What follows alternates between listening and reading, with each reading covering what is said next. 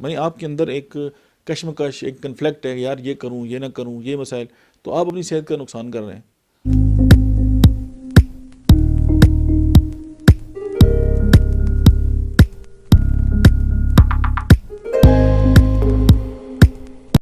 السلام علیکم، ڈاکٹر احمد اعجاز آپ کی خدمت میں حاضر ہے۔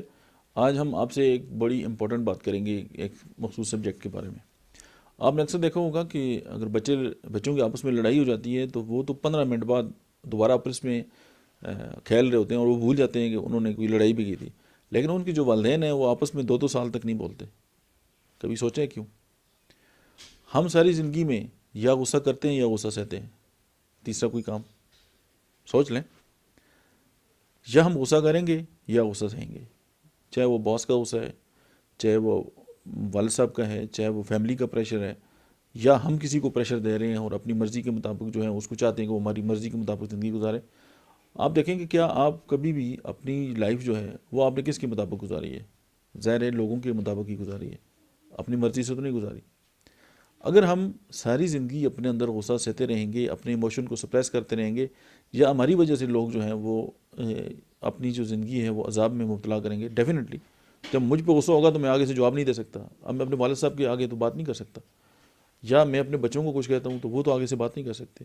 اب وہ دونوں صورتوں میں ایک ایشو ظاہر ہے، جنریٹ تو ہے کچھ نہ کچھ، اور سپریشن جو ہے وہ جاری ہوتی ہے۔ ایک تیسرے کام بھی ہے، اس کو کہتے ہیں ایگزٹ کرنا۔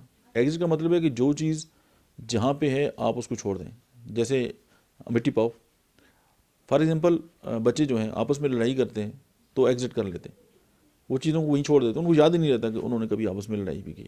لیکن ہم 15 15 سال 10 10 سال پرانی جو باتیں ہیں ان کو لے کر اپنے اندر ایک سٹریس، کوڑن اور اس طرح کی جو مسائل ہیں وہ لے کے بیٹھے ہوتے ہیں، جس سے ہماری جو زندگی ہے وہ مسائل کا شکار ہوتی ہے۔ دو کام کریں، آج یہ فیصلہ کریں کہ یار آپ سے کون کون سے لوگ جو ہیں اس دنیا میں جو ہیں خفا ہیں۔ اگر آپ نے کوئی ان سے زیادتی کی ہے، آپ ان سے معافی مانگ لیں اور ریگریٹ ختم کر دیں۔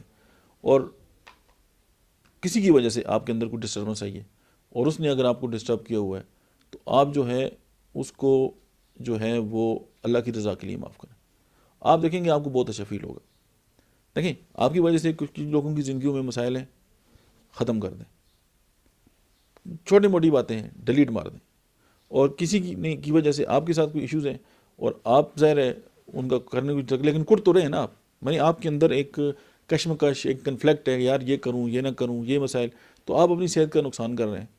اور اگر آپ ان کو معاف کر دیں تو آپ جو اپنے ساتھ ٹینشن، پریشانی، جو غم وغیرہ اپنے ساتھ لے کے پھر رہے ہیں وہ آپ کا ریلیز ہو جائے گا۔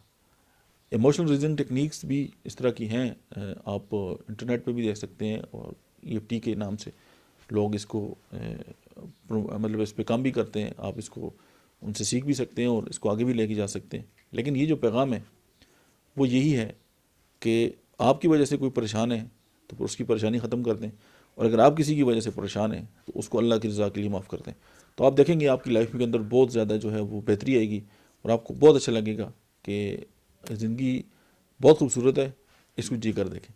بہت شکریہ۔